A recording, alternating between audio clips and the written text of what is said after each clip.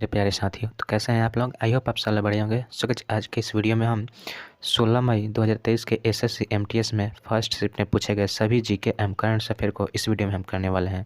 तो इसलिए उम्मीद करें कि आप इस वीडियो को अंत तक जरूर देखिएगा। अगर आपने इस तरह के डेली एनालिसिस वाले वीडियो देखना चाहते हैं तो हमारे चैनल को भी सब्सक्राइब जरूर कीजिएगा। तो देखिए, आज के शिफ्ट में जो पहला शिफ्ट में क्वेश्चन पूछा था कि त्रिपुरा में 14 देवताओं के लिए कौन सा त्यौहार मनाया जाता है। तो त्रिपुरा में जो 14 देवताओं के लिए कौन सा त्यौहार मनाया जाता है, तो खर्ची त्यौहार मनाया जाता है। इस क्वेश्चन का राइट आंसर हो जाएगा खर्ची त्यौहार। देखिए, इसके अलावा दूसरा क्वेश्चन पूछा था कि इनमें से कौन सा मंदिर असम में है। तो असम में देखिए, असम का एक मंदिर का नाम दिया था, मतलब 4 मंदिर था, उसमें बताना का असम का मंदिर कौन सा है। तो देखिए, असम के मंदिर का नाम क्या है, तो कामाख्या मंदिर। यह जो मंदिर है यह असम में स्थित है। चलिए, इसके अलावा हम कुछ और मंदिरों के बारे में जानेंगे, जैसे मीनाक्षी मंदिर, यह मदुरई तमिलनाडु में है। बृहदेश्वर मंदिर, यह तंजावुर तमिलनाडु में है। सोमनाथ का मंदिर, यह गुजरात में है। और कोणार्क का सूर्य मंदिर, यह उड़ीसा में है। लिंगराज मंदिर कहाँ पर है, तो लिंगराज मंदिर भी उड़ीसा में है। ठीक है, चलिए नेक्स्ट क्वेश्चन की ओर बढ़ते हैं। तो देखिए, इनमें से कौन सी नदी बंगाल की खाड़ी में नहीं गिरती है। तो देखिए, क्वेश्चन पूछा था कि इनमें से कौन सी नदी बंगाल की खाड़ी में नहीं गिरती है।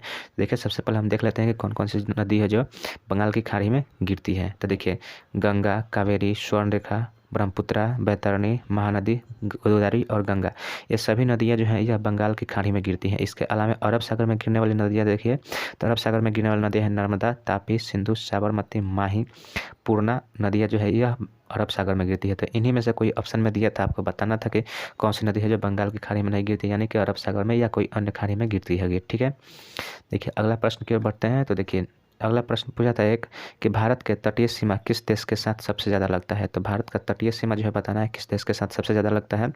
तो देखिए, भारत का जो तटीय सीमा है सबसे ज़्यादा लगता है बांग्लादेश के साथ। बांग्लादेश के साथ सबसे ज़्यादा भारत का तटीय सीमा लगता है, जहाँ पे अगर कुल लंबाई की बात करें तो 4096 मीटर जो है यह बांग्लादेश के साथ जो है हमारे भारत के तटीय सीमा जुड़ा हुआ है। इसके अलावा चीन में है, यह दूसरे नंबर पे है और इसमें 3488 मीटर जो है यह जुड़ा हुआ है। पाकिस्तान की बात करें तो यह 33 और 23 मीटर जो है भारत के तटीय सीमा रेखा से जुड़ा हुआ है। वहीं पर नेपाल जो है 17 से 51 मीटर की सीमा रेखा के साथ भारत को साझा करता है। भूटान जो है, भूटान 16 से 43 मीटर के जो है तटीय सीमा भारत के साथ साझा करता है। ठीक है, इसके अलावा देखिए, एक और क्वेश्चन पूछा था कि अकबर के दरबार में कितने मंत्री थे। तो अकबर के दरबार में कुल 9 मंत्री रहते थे। ठीक है, ये बहुत ही ज़्यादा महत्वपूर्ण प्रश्न है। अकबर के दरबार में 9 मंत्री रहते थे। देखिए, अगला क्वेश्चन पूछा था कि एकल नागरिकता कहाँ से लिया गया है। तो देखिए, कल के शिफ्ट में भी मतलब जो अन्य स्रोत, संविधान के अन्य स्रोत जहाँ से लिए गए हैं उनसे एक क्वेश्चन पूछा था, जिसमें हमने बहुत ही डिटेल से पढ़ाया था। देखिए, इसमें भी पूछ दिया है कि बंगाल के जो एकल नागरिकता है वह इंग्लैंड से लिया गया है। इसके अलावा देखिए, संसाधनात्मक शासन प्रणाली, एकल नागरिकता एवं विधि निर्माण प्रक्रिया, यह जो सभी है यह सभी जो इंग्लैंड से हमारे संविधान में जोड़ा गया है, इंग्लैंड के संविधान से हमारे भारतीय संविधान में जोड़ा गया है। ठीक है, इसके अलावा देखिए, एक क्वेश्चन पूछा था कि चौरा चौरी कांड कब हुआ था। तो देखिए, चौरा चौरी कांड 4 फरवरी 1922 में हुआ था, जिसमें एक क्या किया गया था, तो इसमें एक थाना पे जो है आग लगा दिया गया था, जिसमें बहुत सारे सिपाहियों की मृत्यु हो गई थी। तो चौरा चौरी कांड 4 फरवरी 1922 में हुआ था। देखिए, एक क्वेश्चन पूछा था कि तुम मुझे खून दो मैं तुम्हें आज़ादी दूंगा, यह नारा किसने दिया था। तो यह जो नारा है सुभाष चंद्र बोस ने दिया था, तुम मुझे खून दो मैं तुम्हें आज़ादी दूंगा। ठीक है, चलिए इसके अलावा हम इससे संबंधित और प्रश्न देखेंगे और मतलब देखेंगे कि नारा जो है कौन कौन से लोग दिए हैं। तो देखिए, स्वराज मेरा जन्मसिद्ध अधिकार है, इस नारे को बाल गंगाधर तिलक ने दिया था। Who lives in India's dies, इसको जवाहरलाल नेहरू ने दिया था। साम्राज्यवाद का नाश हो, यह भगत सिंह ने कहा था। और जय जगत, यह किसने कहे थे, तो यह विनोबा भावे ने कहे थे।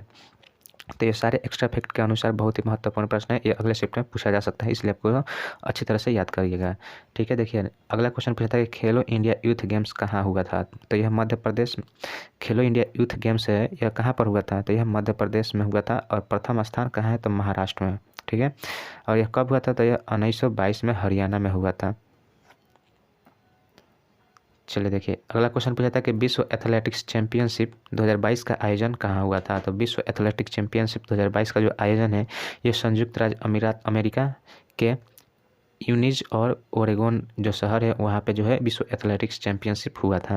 देखिए, एक क्वेश्चन पूछा था कि हाल ही में प्रधानमंत्री नरेंद्र मोदी के द्वारा कितने किसान समृद्धि केंद्र खोले गए हैं। तो कुल 600 जो है प्रधानमंत्री नरेंद्र मोदी के द्वारा किसान जो समृद्धि केंद्र है 600 खोला गया है। तो यह राइट आंसर हो जाएगा 600। चलिए देखिए, अगला प्रश्न है कि 6 से 14 वर्ष तक के बच्चों को शिक्षा का अधिकार किस अनुच्छेद में है। तो यह अनुच्छेद 21 में है, जिसमें 6 से 14 वर्ष तक के बच्चों को जो है शिक्षा का अधिकार जो है निःशुल्क, मतलब उसमें कहा गया है शिक्षा का अधिकार से संबंधित अनुच्छेद है। अगला प्रश्न देखिए क्या है कि हरिप्रसाद चौरसिया 1992 में कौन सा पुरस्कार दिए थे। तो अर्जुन जो हरिप्रसाद चौरसिया जो है, इनको 1992 में पुरस्कार दिया गया था, पद्म भूषण दिया गया था 1992 में। इसके अलावा जो है पद्म विभूषण इनको 2000 में मिला। और हरिप्रसाद चौरसिया यह एक बांसुरी वादक थे। तो यह भी एक बहुत ही महत्वपूर्ण प्रश्न है कि हरिप्रसाद चौरसिया किस यंत्र से संबंधित है। तो यह बांसुरी वादक थे, ठीक है। और इनको जो पद्म विभूषण 1992 में दिया गया है और पद्म विभूषण 2000 में दिया गया है। चलिए एक और क्वेश्चन पूछा था कि मुरुगन त्यौहार किस राज्य में मनाया जाता है। तो देखिए, मुरुगन जो त्यौहार है यह तमिलनाडु में मनाया जाता है। तो इसका राइट आंसर हो जाएगा तमिलनाडु। सो गाइस, आज के शिफ्ट में बस इतने ही क्वेश्चन को प्रोवाइड किया गया है। उम्मीद करते हैं कि यह वीडियो आपको अच्छा लगे। यह वीडियो अच्छी लगी तो वीडियो को लाइक और हमारे चैनल पर पहली बार तो चैनल को सब्सक्राइब जरूर कीजिएगा। डेली इस तरह के एनालिसिस वीडियो इस चैनल पर डाला जाता है।